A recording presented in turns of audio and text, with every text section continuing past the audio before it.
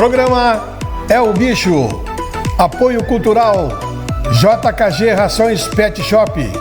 2 endereços para melhor servi-lo: Parque Dom Antônio Reis e Centro. Vereador Adelar Vargas. Um trabalho forte em defesa do bem-estar animal. Mercado das Rações. Sempre o melhor para o seu melhor amigo.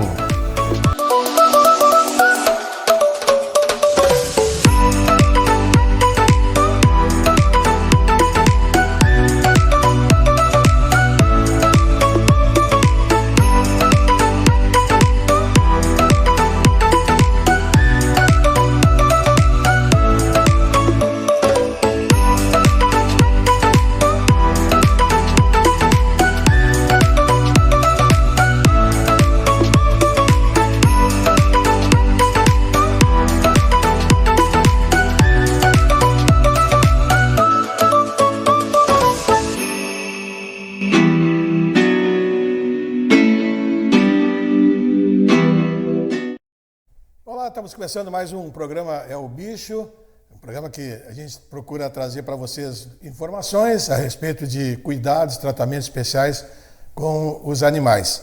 No programa anterior, nós começamos uma conversa com o Dr. Fábio Prates, ele que é médico veterinário, já deu todo o currículo dele no programa anterior. Nós vamos fazer uma sequência nesse segundo programa, né, que o assunto é realmente interessante e palpitante, falando sobre cavalos. Cavalo, nosso companheiro, nosso parceiro aí, né, do homem do campo e também da cidade.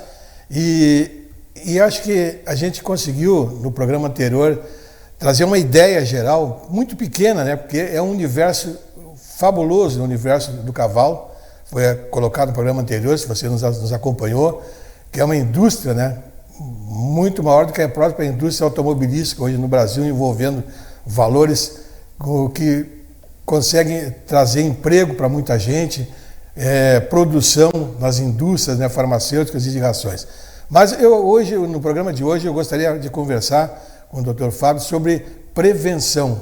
O homem do campo está nos assistindo, ou mesmo da cidade, ou mesmo alguém que tem um parente, pode pela rede social, de repente até mandar esse programa para o seu amigo lá, ou seu parente no campo que não pôde assistir, para ele ter também algumas ideias novas a respeito do assunto, já que o senhor é um médico veterinário atualizado nos tratamentos e no acompanhamento dos animais. O que a gente tem que fazer, doutor, em termos de prevenção mais importante para o cuidado do cavalo? Bom, muito obrigado novamente pelo convite de estar aqui e poder falar um pouco sobre essa paixão que é o cavalo, né? É uma paixão que virou profissão. Durante esse tempo todo que nós estamos trabalhando. A primeira coisa que nos vem à cabeça, tanto em medicina humana como em medicina veterinária, em termos de prevenção, são as vacinas, que por vezes são esquecidas. Hoje, por força de normas no Ministério, há a obrigatoriedade de ter a vacina da influenza, que é a gripe equina. Então isso já melhorou, a maioria dos cavalos são vacinados para a influenza. Mas nós teríamos algumas outras vacinas a serem realizadas nos cavalos para prevenir as incidências das patologias. Raiva, influenza, rinopneumonite, tétano. Tétano é uma doença que o cavalo é muito suscetível a ela. Tétano vem através de algum ferimento? O tétano é a bactéria, a gente costuma dizer que é a bactéria mais covarde que existe. Porque ela precisa de um pequeno ferimento e onde ele possa se esconder, porque ele não gosta de luz nem ar. Então, pequenos ferimentos. Aí tu pega um cavalo dentro de uma cocheira, a qual ele, por mais cuidadoso que seja o seu tratador, por um momento ou outro ele não vai ver, não vai estar quando o cavalo defecar. E aí ele vai pisar em cima das fezes, as fezes são contaminadas, ele tem uma pequena ferida no casco, entra no casco o Clostridium tetani. Em 7 dias ele começa a produzir essa doença. Eu já tratei vários casos de tétano e é muito sofrido. Nós conseguimos salvar já.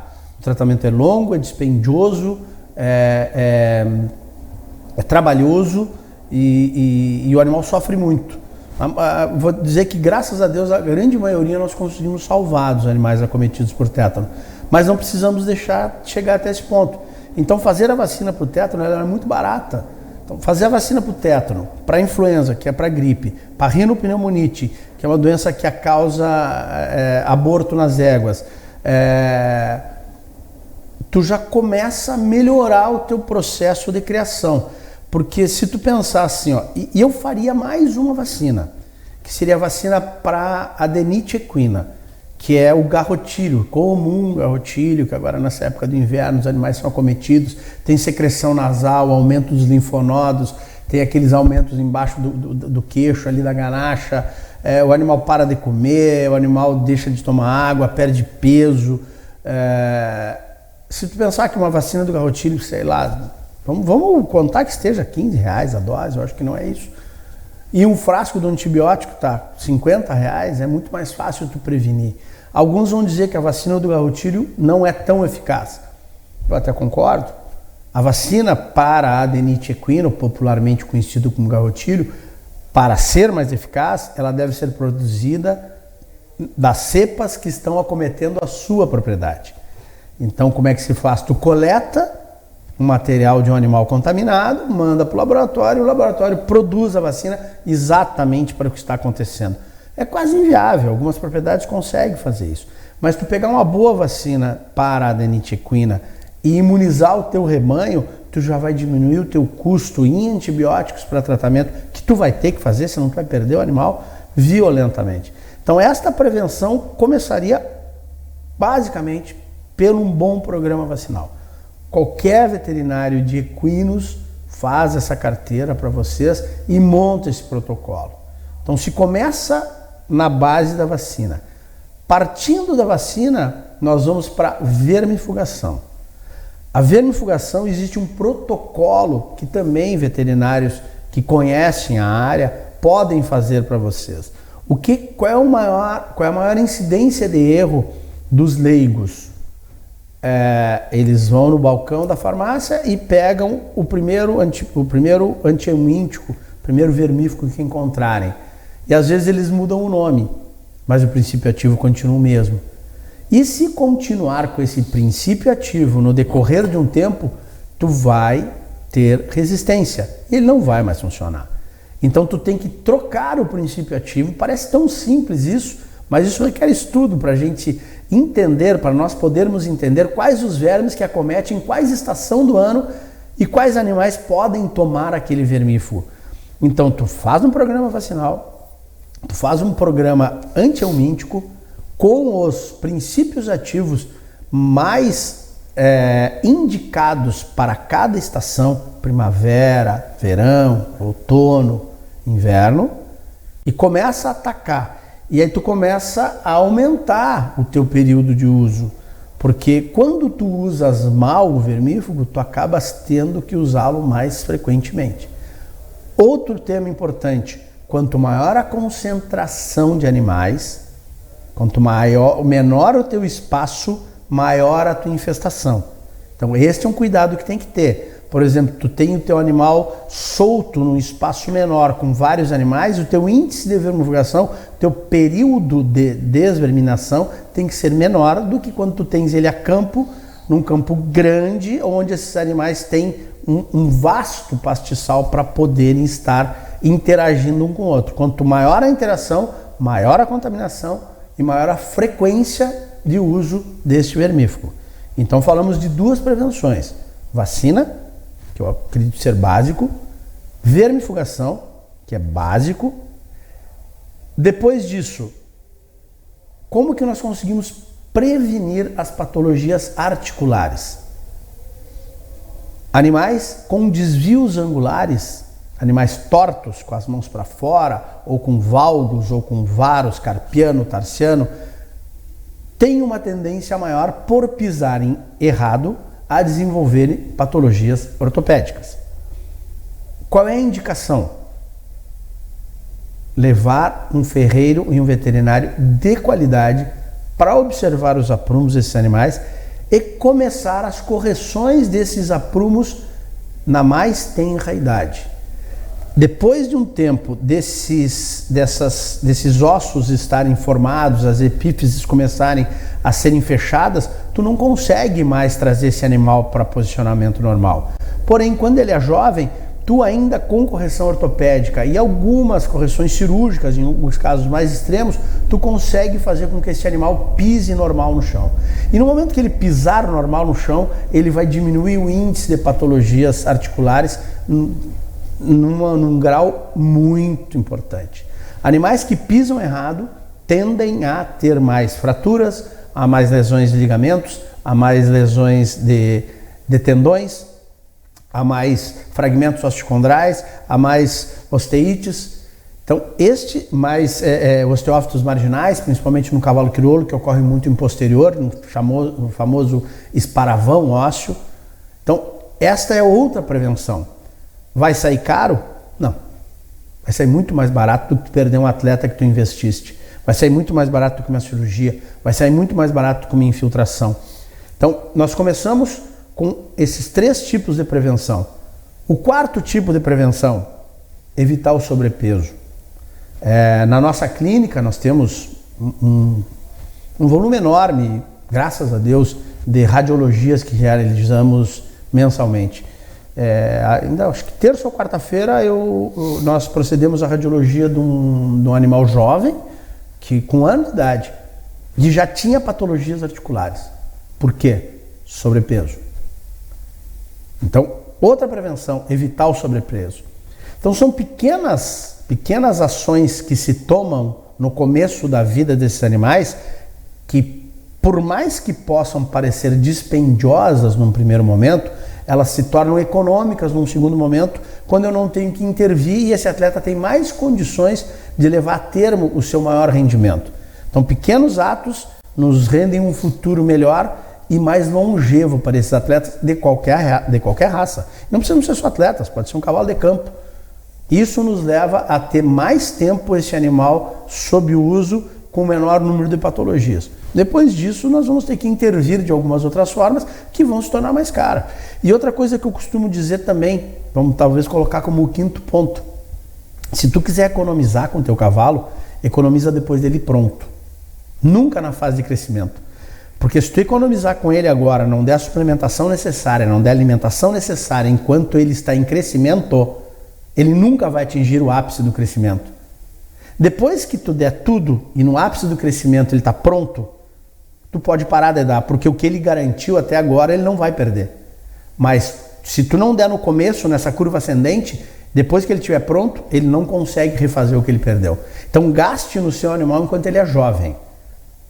Vão gastar até uns 2 anos e meio. Depois que ele se fez para outro, pode até agora eu vou dar uma economizada, vou soltar para o campo, vou deixar ser esse é o horário de tu investir menos no teu cavalo, depois ele pronto. Mas se tiver que investir, invista enquanto ele está se fazendo o cavalo, né?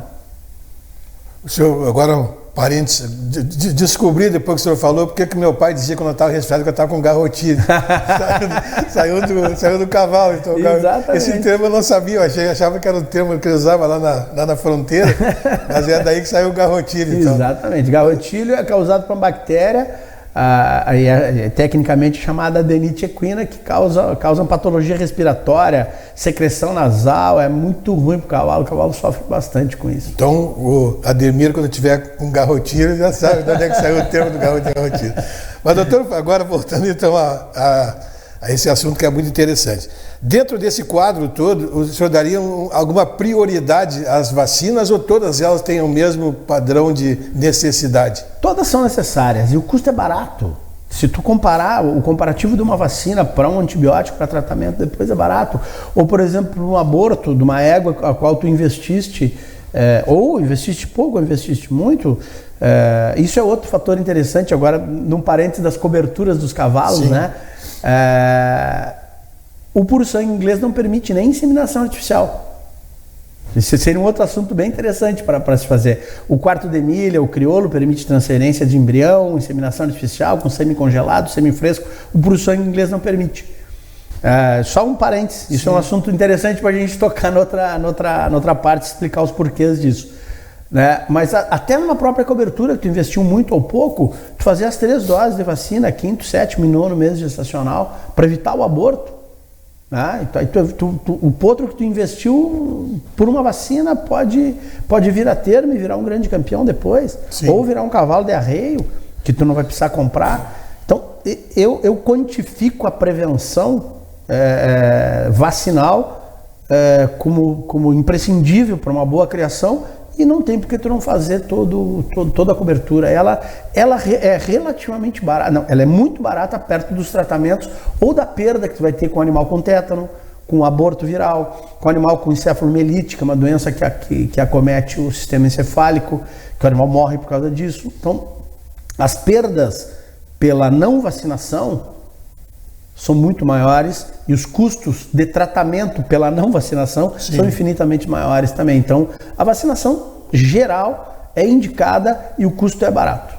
Inclusive, aí nesse ponto a gente pode falar isso para o pessoal da cidade, que usa o animal como um meio de vida, né? Meio de ganho. De repente não sabe que uma vacina custa R$15 ou R$20 e acaba amanhã depois perdendo o animal por causa de uma doença. Então, procura pelo menos algum veterinário ou alguma loja que forneça esses produtos e pergunte, né? Converse, pergunte, procure. Então, a gente está vendo aí, procure fazer essas prevenções que são importantes até no ferrar o animal. Ter o cuidado de levar numa empresa que tenha condições de fazer essas correções até no próprio animal. Existem bons ferreiros em Santa Maria, bons ferreiros. Eu tive a oportunidade de conhecer alguns guris que estão começando, né? Outros mais antigos, mas bons ferreiros, que tem hoje a profissão do ferrador é levada muito a sério. Tem muitos cursos que identificam, que ensinam, que mostram o caminho mais correto do trabalho, e a maioria deles é muito interessado em fazer esses cursos. Então, o inglês já diz, né? No foot, no horse, né? Sem pé não tem cavalo. O cavalo começa de baixo. O ferreiro é o maior aliado do veterinário para evitar problemas futuros neste cavalo, né? Tendo um bom ferreiro ao seu lado, tu já começa com um passo na frente dos outros para evitar problemas. Lógico, se vierem os problemas, nós temos hoje uma série de terapias e de procedimentos que podemos realizar a fim de minimizar, de tratar, de deixar com que esse atleta consiga chegar a demonstrar o máximo da sua performance, né? Como eu te falei do cavalo que foi operado, né? Depois da cirurgia se aplicou um produto canadense chamado No-Trax, que é um hidrogel sensacional, que melhora a qualidade articular. Ele é dispendioso, mas tudo de acordo com o grau de competição que esse animal vai participar, né? Então, tu tens ácido hialurônico de aplicação intraarticular, alguns a custos bem acessíveis. Tu tem o Artrosan, que é outra substância que protege a articulação. Antigamente se trabalhava muito com corticoides mais agressivos que acabavam suprimindo a dor, porém causavam lesões por essa supressão de dor, né, desgastes articulares, que hoje nós temos várias substâncias que estão ao nosso alcance para proteção articular, melhora da performance e aumento da longevidade desse cavalo. Basta querer usá-las. Existem protocolos que são extremamente agressivos ao cavalo e que não pensam no cavalo, pensam no cliente, né? Aí cabe do veterinário escolher o seu melhor caminho, né? A vetimagem tem por opção o caminho do cavalo, a prevenção. Então, sempre ou geralmente quando nós vamos invadir uma articulação, é para ser tratada, ou com ácido hialurônico, ou com pentosano, ou com No-Trax, ou com o próprio PRP, que nós mesmos produzimos, que eu te disse que é o plasma rico em plaqueta. Ele é retirado do sangue do próprio cavalo e é colocado dentro da articulação ou dentro da lesão, para apressar a cicatrização e melhorar a regeneração, né, dessa articulação ou deste tecido afetado. Tudo isso são terapias que eu sempre falo para os clientes, o que eu estou fazendo no teu cavalo é para melhorar ele. Ele vai provavelmente, e a intenção é essa, minimizar a dor, diminuir o processo álgico, aumentar o rendimento, aumentar a performance e ter mais chance de ganhar a competição, porque está sendo tratado. Não porque tá sendo anestesiado ou colocado uma substância para que ele melhore a sua performance, mas não melhore a sua condição articular. Eu acredito, e passei, sei lá quantos estagiários já passaram pela mão da Vetmagem, e passo a todos essa função que nós trabalhamos para o cavalo, não para o cliente. O cavalo é a nossa prioridade. Se porventura alguém solicitar que façamos algum ato para que esse cavalo ganhe a competição, mas que ele se coloque em risco, a gente se retira. Passa do nosso limite ético. Então, o nosso limite ético é até onde a gente pode, é uma linha muito tênue. Sim. Tu conseguir identificar até quando tu pode fazer um procedimento para melhorar o rendimento deste cavalo e colocá-lo em risco. Tu tem que ter essa sensibilidade e tu tem que ter a noção clara que tu trabalha para o cavalo. Mesmo que quem te pague é o cliente, mas é o cavalo que está em jogo nesse momento e tu é obrigado, porque ele é um vulnerável, mesmo que ele tenha 600 quilos, tu é obrigado a defendê-lo. Essa é a nossa postura. Até pelo peso, né, do cavalo e o porte das pernas, que não são muito grossas, o cavalo não tem perna muito grossa, ele tem muita possibilidade de artrose. Tem, nós temos... O cavalo de prova, principalmente, Sim, né? sem dúvida. E pelo exercício que ele executa, né? Eu vou te dar um dado que é muito interessante, que é um dos trabalhos que a gente está fazendo para o mestrado agora, vendo em crescimento de casco. 1 centímetro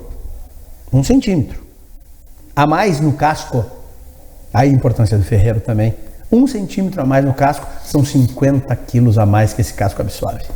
Se ele tiver 2 centímetros mais crescido que o normal, são 100 quilos a mais em cima daquela perna.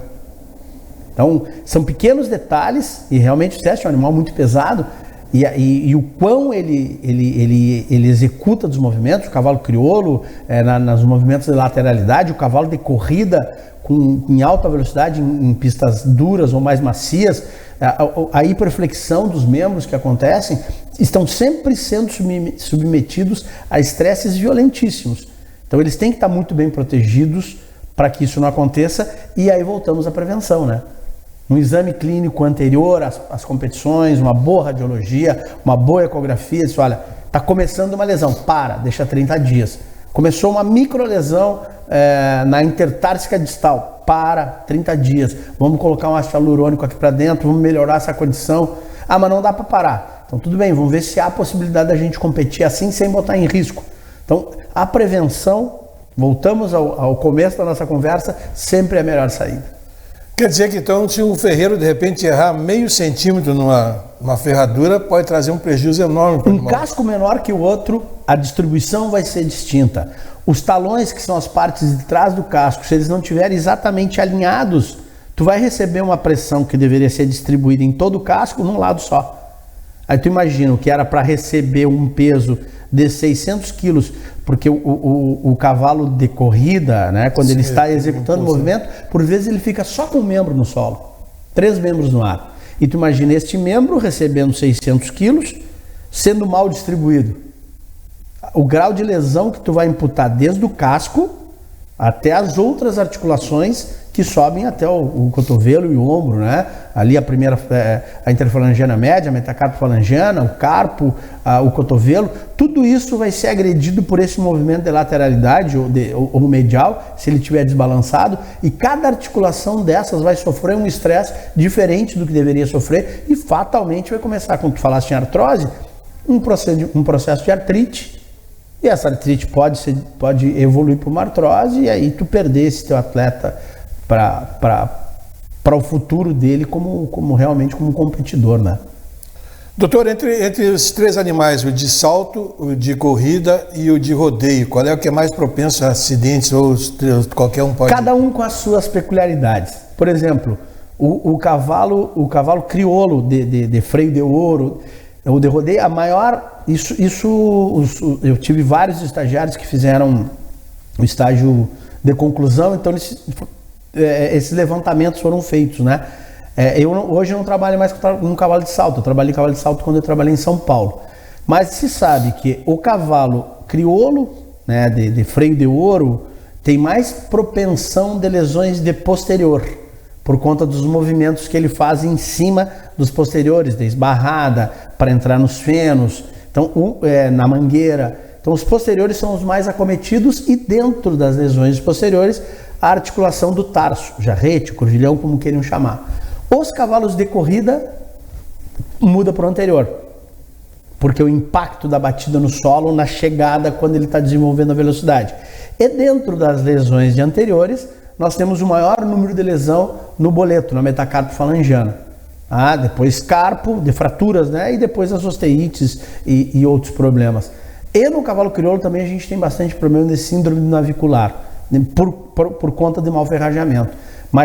E o cavalo de salto, o maior problema são partes moles, são tendões, pela força que ele faz para elevar o membro do solo, né? Para elevar-se todo do solo. Então cada raça tem as suas peculiaridades, particularidades e locais aonde eles têm mais lesão. E cada um deles exige um tipo de alimentação especial, uma ração especial? Não, as rações são as mesmas. Qual é um grande equívoco que acontece nas rações? As rações, como nós já comentamos, aqui no Brasil são de excelente qualidade. As pessoas querem complementar a ração com aveia ou com milho ou com o que quer que seja. A ração é balanceada. Todos os macro, micro elementos estão distribuídos nessa ração. E aí no momento que tu agrega o que quer que seja, por melhor que seja o material que tu está agregando à ração, tu está desbalanceando ela. Então no momento que a ração está perfeita, em equilíbrio, cálcio, fósforo, magnésio, cobre, manganês, todos os macro e micro elementos, tu coloca um outro elemento, por melhor que ele seja, tu deixa essa ração desbalanceada e o que ela tinha que executar na sua performance máxima, por conta da sua composição, ela acaba perdendo. Então, eu não recomendo que se agregue absolutamente nada à ração. A ração, por si só, já basta para o cavalo. E o que tiver dúvida, por exemplo, essas lojas especializadas em ração pode... Elas recebem treinamento. Os vendedores das lojas que trabalham com ração, a grande maioria recebem, os vendedores recebem treinamento, né? Sobre como fornecer aos animais. Os vendedores têm essa capacitação, ou procure um veterinário especializado na área, né? Como eu já disse anteriormente. Então, faz um exame, mostra qual é o tipo. O manejo nutricional é muito importante. Vai fazer um manejo nutricional. Esse teu animal, qual é o destino desse animal? É para morfologia, para bonito, o que ele precisa. Não é que tu vai ver se tu vai precisar usar creatina, se tu vai precisar... Aí o animal é para performance. Aí tu tens acesso a adenosina trifosfato, por exemplo, que é a unidade funcional do músculo, que ela é energia, aí tu pode usá-la. Aí animais que têm mais propensão a sentir as musculaturas, tu tem a dimetilglicina. Então tu fazer um protocolo e um manejo, é que assim, ó, de médico e louco, todos têm um pouco. E tu imagina de médico veterinário. Se na medicina humana as pessoas já se metem e acham que sabe mais que o cara que fez 5 anos de faculdade, fez 2 anos de residência, tem 20 anos de profissão, tu imagina na medicina veterinária o que nós temos de palpiteiros, que conhecem, não, porque eu fiz, porque eu aconteci, porque eu usei isso, meu avô usava aquilo. A gente tem 5 anos de faculdade, né? Temos alguns, como o caso da Vetmagem, com especialização, com residência médica, com cursos anuais, fazendo mestrado, estudando como a lisina vai atuar sendo absorvida. Aí o cara diz, não, tu pega ali e bota um pouquinho de milho, como meu avô usava. E tu não tem como dizer pro cara que não. Então, se de médico e louco todos têm um pouco, de médico veterinário, louco, insano, todos têm muito mais, né? Doutor, voou de novo o tempo. Que maravilha. Nós vamos fazer uma sequência de programas, se o senhor se dispõe. Claro que sim. Eu acho que é um assunto realmente que interessa muita gente.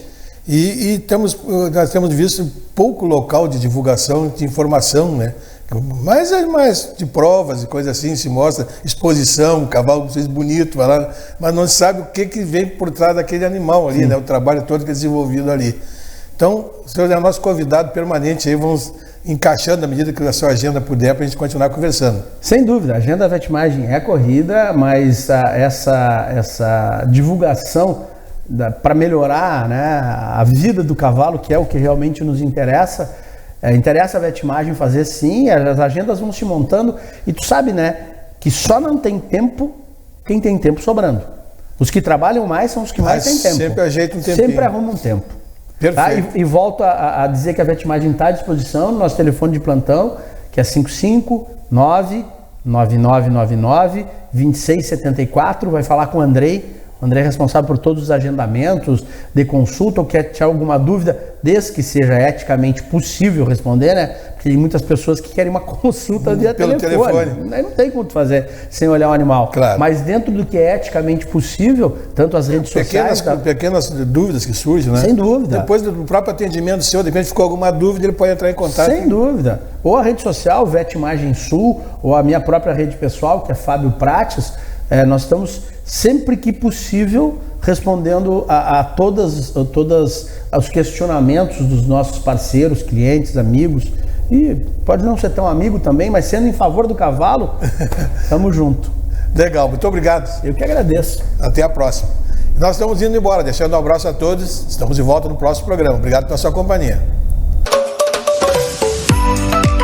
Programa É o Bicho. Apoio cultural JKG Rações Pet Shop.